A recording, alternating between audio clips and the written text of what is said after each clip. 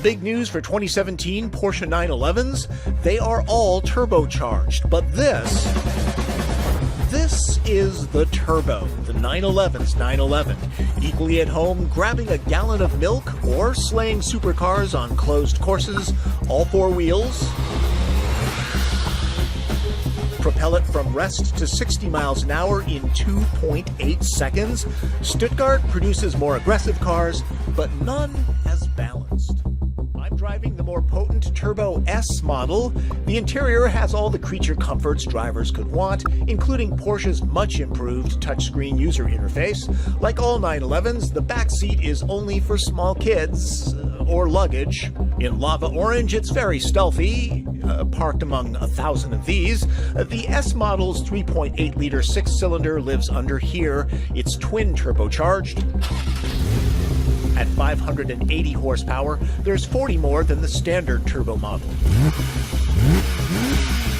There's up to 553 pound-feet of torque. The turbos are different from the ones found in a standard 911. For one thing, these are larger. And remember, this is a flat-six engine where the pistons fire horizontally, not vertically like most engines. The 7-speed dual-clutch PDK gearbox with its eye-blink shifts is the only transmission. Cabrio drivers, keep the top up today. It's 104 degrees, hardly ideal for hard romping. You sure your seat cooler's on and your AC's going? Hurley Haywood himself says to use the PDK transmission in the automatic mode. He says that's the mode that he uses. I'm not going to second guess him. Watch carefully. The rear wing and active front end kick in for added downforce. At speeds over 100 miles an hour, the turbo is as calm as an ordinary commute. All right, I'm at 135 and braking. Thank goodness for carbon ceramic brakes. Standard on the S, they are completely fade-free, even when hammered in blistering heat. Top speed is 205 miles an hour. This car is so easy to drive, even on a difficult track like this. There is never a moment when the Turbo S doesn't communicate completely in corners.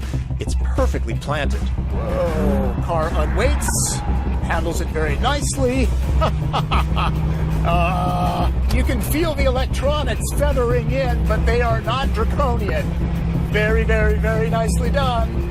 The turbo's impellers have variable vane geometry, and the throttle valve always stays open just a little bit to minimize turbo lag. To wring out every ounce of oomph, push the Sport Response button for 20 seconds of engine overboost and aggressive shift calibration.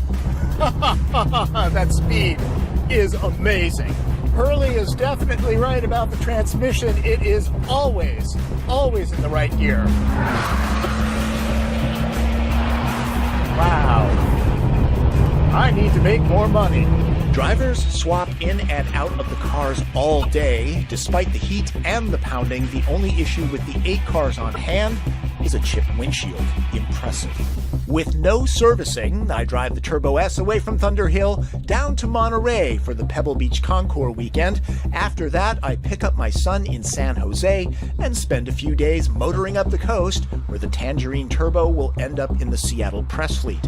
Road noise is moderate. The adjustable suspension feels a skosh firmer overall than a standard 911, but certainly civil enough for everyday use. Now, perhaps you're thinking, I'm never going to buy a Porsche 911 Turbo S. How does a car like this affect me? Well, it does, because great technology is often developed in high-performance vehicles like this, and then trickles down to regular, ordinary, everyday cars, making them safer, more fuel-efficient, and better handling. I saw 26 miles per gallon on the highway, exceeding the EPA's estimate, and I was not lollygagging.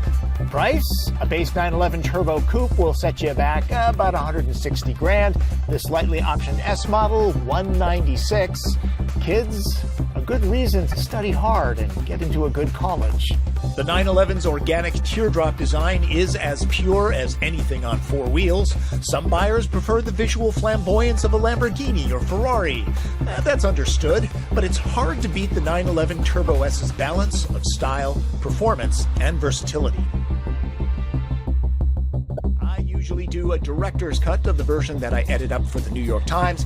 This one has a lot more explanation about my trip. For example, to get down to Sacramento and for more experience in a 911, I drove down in a press car that needed to be returned to California. You might recognize it. It's that Cabrio that I just mentioned. Oh, and the other driver offering advice to the assembled riders was 24 Hours of Le Mans winner David Donahue. I just don't have any video of him.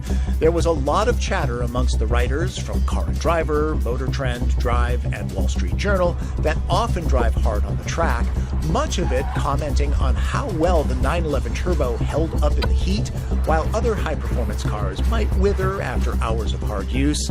Again, it was notable.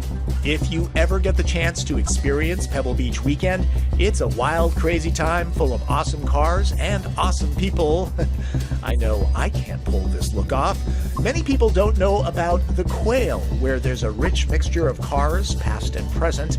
I saw a number of celebs there, including Jay Leno. The food is free, but the ticket is $600. Eat your fill. At the Porsche Zentrum, I was able to spend some quality time with Klaus Zelmer, president and CEO of Porsche Cars North America, who showed off the new Panamera. Yes, it looks much more svelte than the outgoing car in back. It really does.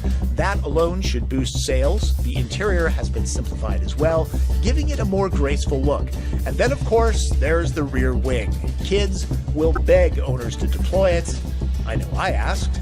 Professional curiosity. Also during the weekend, I was able to take a hot lap at Laguna Seca in a Mazda MX-5, fulfilling a dream to run the famous corkscrew there. It sucks to be me.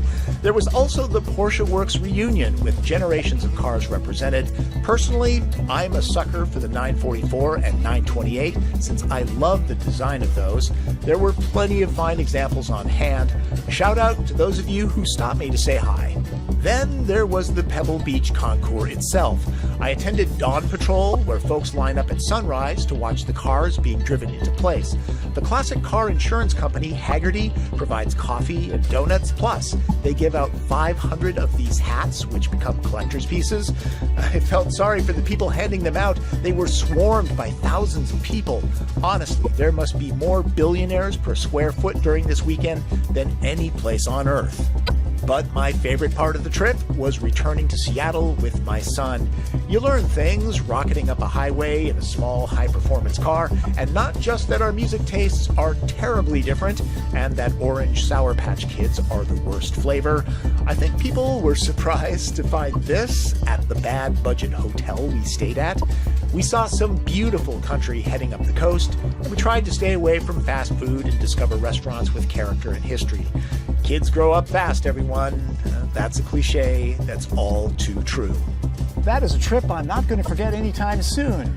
Spending a little bit of quality time with my son, especially these days, absolutely priceless. I highly recommend it. And yes, it is special in a car like this, but you don't need it. You could always rent a premium vehicle from Hertz Ravis. They do that these days.